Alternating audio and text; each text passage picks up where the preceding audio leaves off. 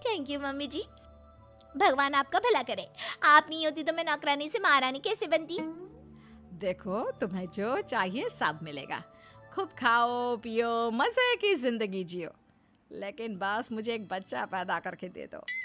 कुछ दिनों के बाद, मम्मी, बच्चे के लिए आपने मेरी शादी चमेली के साथ करवा तो दी, लेकिन दिन और रात का चैन मिट गया है। सारा दिन शीतल और चमेली की बहस चलती रहती है। अब शीतल को इस घर में रखने से क्या होगा? मैं तो कहती हूँ उसे घर से निकाल दो, है भी किस काम की। मैं ऐसा नहीं कर सकता माँ, वो मेरी पत्नी है, उससे बहुत प्यार करता हूँ मैं। तुम्हारी पत्नी चमेली है, चमेली, उससे प्यार करो। अरे तुम्हारे बच्चे को जन्म देने वाली है वो। अभिमन्यु, मैं खुद ही इस घर से चली जाती हूँ। वैसे भी अपने ही घर में नौकरों की तरह रहकर परेशान हो चुकी हूँ। घर की नौकरानी मेरे ऊपर हुक्म चलाती है, वो तुम्हारी पत्नी बन चुकी है। अब मेरा इस घर में क्या काम। अभिमन्यु के बार बार रोकने पर भी शीतल उस घर से चली जाती है। कुछ दिनों के बाद चमेली एक बच्चे को जन्म देती है। भगवान ने मेरी सुन ली, मेरे बेटे का घर भर गया, उसका अपना बच्चा इस दुनिया में आ गया। मम्मी जी, बच्चे को हाथ लगाने से पहले मेरी एक शर्त तो सुन लो।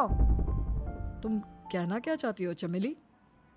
आपकी मम्मी को बहुत शौक था ना अपने पोते को खिलाने का। अब देखो, इस दुनिया में हर चीज की कोई ना कोई कीमत तो होती है। तुम अपनी आधी प्रॉपर्टी मेरे नाम कर दो, बच्चा तुम्हारे नाम। अरे लेकिन मैंने अपने बेटे से तुम्हारी शादी करवाई है, अब ये सौदेबाजी कहाँ से आ गई? जो औरत अपनी बहू को घर से निकाल कर एक नौकरानी के साथ अपने बेटे की शादी करवा दे, वो तो सौदेबाजी कर ही सकती है ना। उसका कैसे भरोसा कर सकते हैं। मुझे बस आप लोगों की प्रॉपर्टी चाहिए, उसके बाद ही बच्चे को आप हाथ लगा सकते हैं। मैंने कहा था ना मम्मी, आप गलत कर रही हैं। देखिए, उसका नतीजा आपके सामने है। जब शीतल को पता चलता है कि अभिमन्यु और चमेली का बच्चा दुनिया में आ गया है, तो वो अपने घर पहुंचती है। अभिमन्यु, कहाँ है आपका बच्चा? क्या मैं उसे देख सकती हूँ? कुछ भी मत पूछो शीतल, माँ की हुई एक गलती हम लोगों पर भारी पड़ रही है। वो नौकरानी अपनी औकात पर आ गई है और अब हमसे अपनी आधी प्रॉपर्टी मांग रही है, वो भी बच्चे के बदले में।